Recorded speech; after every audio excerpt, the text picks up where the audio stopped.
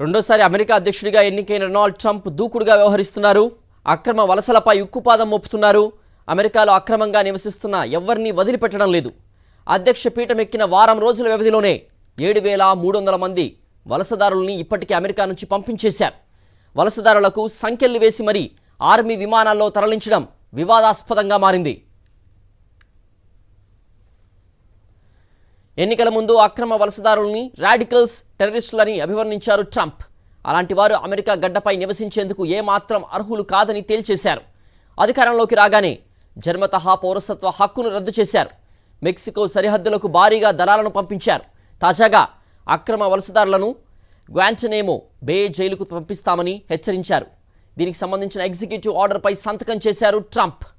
ఈ గ్వాంటనామో బే జైలులో 30,000 మంది వలసదారులను తరలించేందుకు చర్యలు తీసుకుంటున్నట్లుగా ప్రకటించారు ట్రంప్.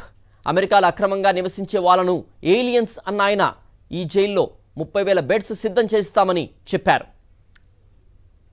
అమెరికాలోని గ్వాంటనామో జైలుకు ప్రపంచంలోనే నరకమని పిలుస్తారు.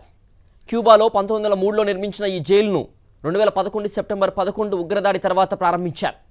టెర్రర్ అటాక్స్ నిందితుల్ని మాత్రమే ఈ జైల్లో ఉంచుతారు.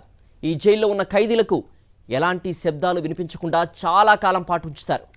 అక్కడి ఖైదీలను మానసికంగా, శారీరకంగా తీవ్రంగా హింసిస్తారు. సూర్యకాంతి కూడా లేని కటిక చీకటిగా ఉండే చిన్న చిన్న గదుల్లో ఖైదీలను నిర్బంధిస్తారు.